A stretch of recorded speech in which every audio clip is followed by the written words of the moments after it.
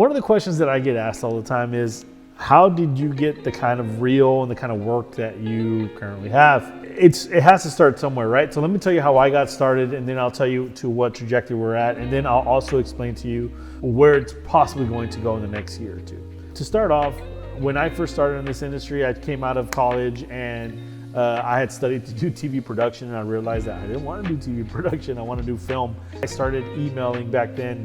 Tell them like, hey, I'm a cinematographer, and most of the people here in Houston, because even though we're a big market or have a lot of a semi-big population, and film even then was kind of like even now it's not even a thing here. There's more commercials, and you'll see high-end commercials and stuff come into town. And you'll see maybe one or two $2 million movies or more, but you'll see a ton of like $10,000 to $20,000 movies. So that's Houston, right? And even back then it was like that too, where we're talking about 10 years ago, that I was just sending out emails to agencies and saying like, hey, if you need someone to help you design the look and the feel of your project, like that's what I do. And most people are like, well, I got my nephew, whatever, that just graduated from college. So, what do I need a cinematographer for? I got a videographer. They do video. They can do everything, right? I got to a point where I was able to create a reel. I think this was around 2013. That at the time I used I was taking all kinds of jobs and all kinds of cinematography jobs. I only wanted to do that. And I ended up telling people like, yeah, I'll shoot whatever with whatever camera, but let me choose the lenses and let me choose the lighting, right? And that helped me out in so many ways, because when I released that demo reel, people were like, dude, what camera was that on? Or what was it? Everyone thought that it was like a red camera, but it would have been like maybe the Canon 7D, or it could have been the FS 100 back in the time.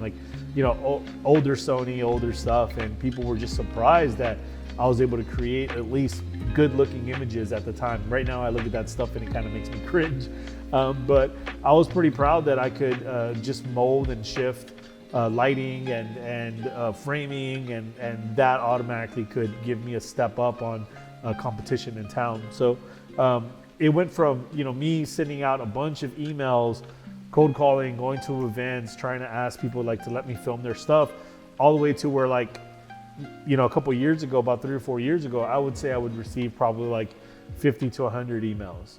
Every week I would get at least 1 or 2 emails about some kind of project, and a lot of them, the budgets didn't make sense, but people were actively looking at me. And I think that had to do a lot with the years prior to that, I was asking to work, and then when I got so much work, I stopped asking. So you can just think of that as what's going to happen if you go hard for a whole year and you're just asking, and people have you in the back of their mind.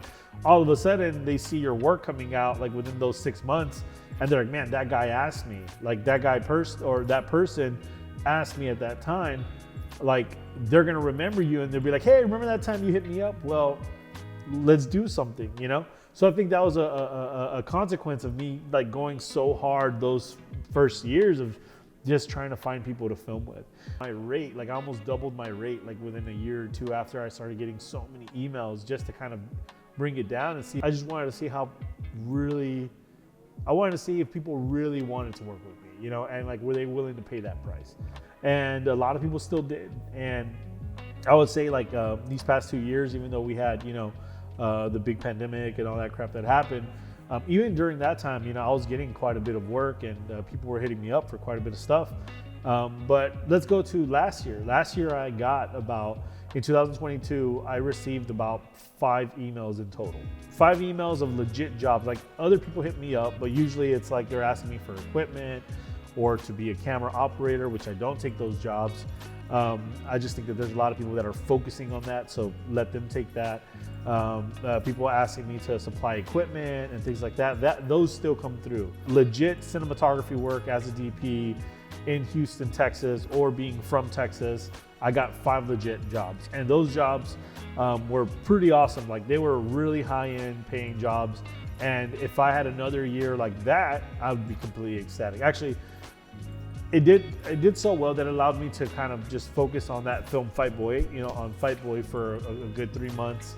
And then I jumped back into it this year. And this year, I've probably gotten the same, about 3 or 4 emails. I mean, I had several agencies reach out to me from Houston that are kind of moving up and getting higher end clients, and have pretty good budgets for 1-day shoots or 2-day shoots. And instead of me going out there and pitching and doing that, which I really don't do and I don't like doing, I decided to take them up on the offers, see how they work. And so far it's been pretty good with most of them. And it's cool because I've had, this year, we had some really high-end clients reach out to us personally, asking us to do really good creative work. And then people that we have done work for, they are coming back and referring other people to us. Now, this year I took on editing work, and I can supervise edit while I have an editor that's doing the assembly and doing all the tedious work, right? So it's been really cool this year that I've been able to kind of shift a little bit, especially since everything is kind of just being weird. But we've been able to work with some pretty cool clients, and I'm pretty excited about what next year is going to bring, because next year all the stuff that I shot in 2022, like the high profile stuff, starts to drop. You'll see things that we did on Max, which I'm excited for. Actually, there's one show that's coming out soon that's on Max right now that's called Feds. I'm in one of the episodes, and one of the episodes should be launching anytime now. So check that out when you get a chance. I can't wait for that piece to come out, because it'll be pretty cool. Most of it will be my work, the interviews and some of the B-roll and stuff. But the one that comes out next year, I believe the blanket title is Takedown. Man, that one is a freaking cool series. I got to go to South Africa. I got to do so many cool things. And that one I think is going to be a game changer for us and what we've been doing. Overall, the other things that I've been doing lately, and where I came from like cold calling, sending emails, doing all that stuff, all the way to where now I'm kind of saying no, getting only 4 or 5 emails a year, but they're all prolific jobs and very well paying jobs. It takes a long time. Now you could do the complete opposite and just go into workaholic mode and just take every single job that comes. And that's possible. I like living in Houston because this is a chill town. I can, the houses aren't crazy expensive yet compared to where maybe you're from. So, here I can take my time. I can be more with my family. I can be more with my kid. And I can focus on the things that I really, really love. Really, I just kind of want to give you a recap of what we have going on. I have a couple videos coming out pretty soon. One that talks about Black Wings, the Black Wing Tribe 7 lenses. And then also another one that goes overviews over the C7. And if you are currently struggling to find work, like, I get it, it's hard out there. It might be something that you have to change locations, move somewhere. You might have to shift into another niche, but if that's something that you got to do it. For us, I just went hard and hit up a bunch of agencies, then was able to get a bunch of small projects that didn't get paid too well. But then once my reels and things started coming out, those people that heard of me started hitting me up, and that just kind of reciprocated over and over, and it actually does bear some kind of fruit. So thank you so much for checking it out, and once again, I appreciate you guys hanging out.